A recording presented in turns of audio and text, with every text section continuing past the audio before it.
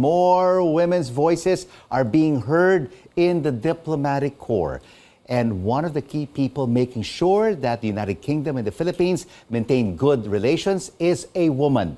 UK Ambassador to the Philippines, Laure Beaufils. She talks to us about her journey right here on The Final Word. Ambassador, great to have you back. Happy Women's Month. Happy Women's Month, Rico, and thank you for having me. It's great to be back. All right. I was just taking a look at your curriculum vitae, and you've been posted in quite a number of countries around the world: Rwanda, Ethiopia, India, Cambodia, France, the US, and now the Philippines. What are the biggest challenges that you face being a diplomat?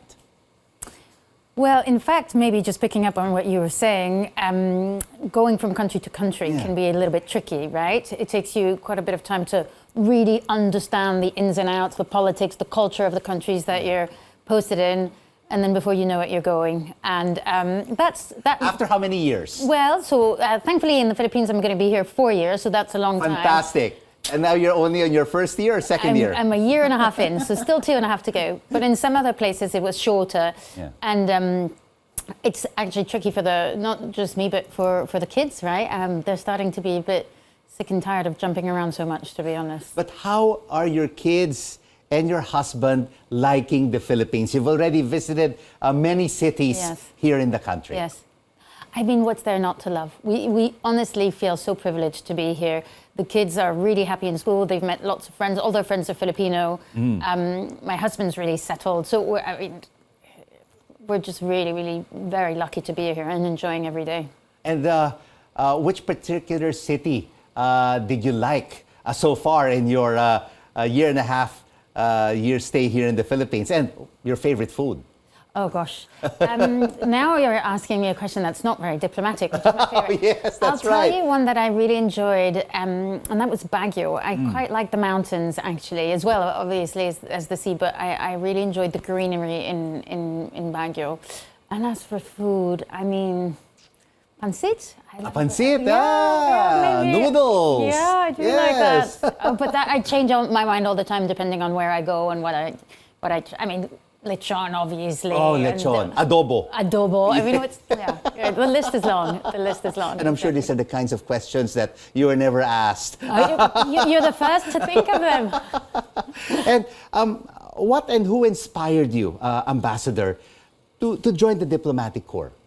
To be in foreign relations. Yes, so my trajectory was a little bit odd, actually, Rico. I originally didn't intend to be a diplomat necessarily. I wanted to work in international development, and I got into diplomacy through that route. So I was working on women's rights, in fact, and gender-related issues, and I worked in Cambodia many, many moons ago on violence against women and girls, and on the back of that, I started working in our Department for International Development in the UK. And then once in the Department for International Development, I spent a bit of time in the Foreign Office. And one thing led to the other. And you're also into climate change. And I did some work, quite a lot of work on climate change. And of course, that also overlaps with women's rights and women's issues, because we know that women are more affected by the changing climate than men are more often than not.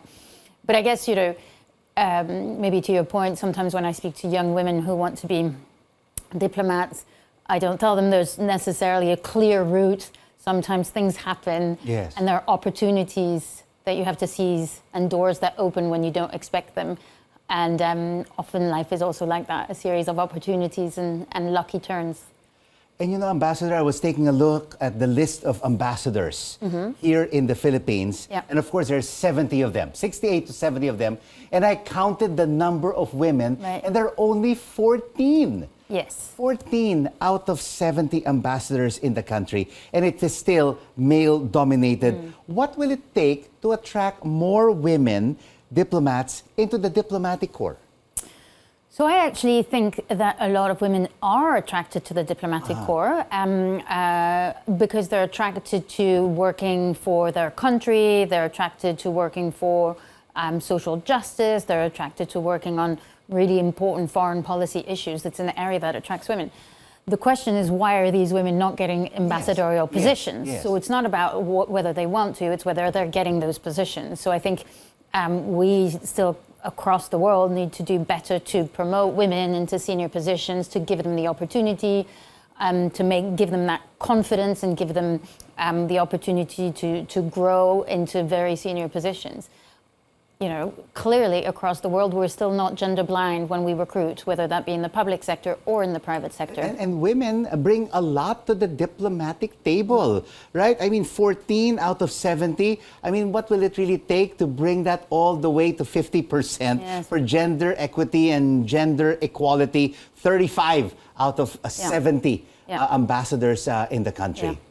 So I would say women don't just bring a lot to the diplomatic table, they bring a lot to every single table. And we now have data and evidence that is so clear from in the boardroom. To have gender equality is better for the bottom line, it's better for business.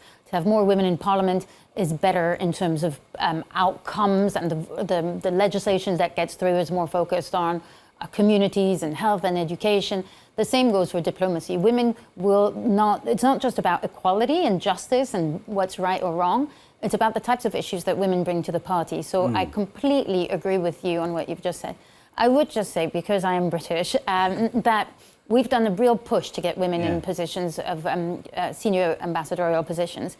And we now have women ambassadors in Beijing, Tokyo, Moscow, Washington, Paris, New York, Berlin. Wow, that's quite a number. And these really, really senior positions, right? So we're getting there. It's just about accelerating that change and making women believe in themselves as well. And I mean, just listening to UN Secretary General Antonio Guterres, who said that it will take another 300 years for us to really have gender equality and gender equity in the world. Yes. I wouldn't want to wait for 300 years. It should have happened yesterday and not going forward. And so he's a great feminist and he's a wonderful Secretary General. But one of the reasons it's going to take longer now than it was supposed to take a few years ago is because of the setbacks of COVID. Yes. So women are often in more precarious jobs than men are. And actually, they were more badly affected by COVID because actually they were the ones that were suffering when there was jobs cut, inflation, and the likes. And so that does mean that we've gone back a few years over the last few years of COVID. And Ambassador, who are your role models for gender equality and women empowerment? Do you have specific role models? So, I mean, as everyone, you know, the role models for me are also the women that I've met over the course of my career. And there was one boss in particular who was just really inspiring. But I shouldn't say this because the person I'm about to name is not British, but American. But nonetheless, it could be anybody. As a woman diplomat, Madeleine Albright has got to be one of the most inspiring. She was, you know, the first, Secretary of State, a feminist, but also someone who was incredibly funny and thoughtful and kind. And I think one of the really encouraging things as well to say, Rico, is that we've come a long way, and now women really do support each other. And I think she was one of those pioneers that was all about, you know, promoting sisterhood and kindness, rather than women sometimes, as was originally considered to be the case, competing with each other. So that's one of the reasons why I think she's a role model. And I want to ask you, from the many number of posts that you've had in your career, which one was the most challenging one? So I have an idea in mind, but it's not very diplomatic. So I will tell you, definitely not the Philippines. There was one country where it was a little bit more tricky to do business because of the politics of it. But I'd rather not say which it is. And now that it's Women's Month and a lot of Filipino women and women all over the world are watching us right now, what is your message to them, women who want to join the diplomatic corps and women in general who want to be inspired this Women's Month? Well, I think the first thing I'd say, and this sounds quite trite, but just be yourself. Don't try to be someone else. So I remember when I was younger wanting to, you know, do better in diplomacy. I thought I'd have to be that guy with the pinstripe suit and the very posh accent. And I tried to be that person, and then obviously I was never going to be that person. So just kind of believe in yourself, invest in your strength. And then I would say, as I was saying earlier, there are opportunities that come up. And last, I think the world is more ready for more women in senior positions. We see it here in the Philippines. We're not where we were 20, 30 years ago. So despite what you've said about equality being hundreds of years away, actually, I think most countries, not most countries, but certainly our countries, are really happy to have women in position of power. So go for it is possibly the thing I would say. Thank you so much for being an inspiration to all women and for joining us here on The Final Word. And thank you for making a point of having a woman a day speaking about these issues. Yes. It's a wonderful thing, and a wonderful thing that the Philippines has Women's Month, not just International Women's Day. Thank you very much. Ambassador Laure Beaufils from the United Kingdom.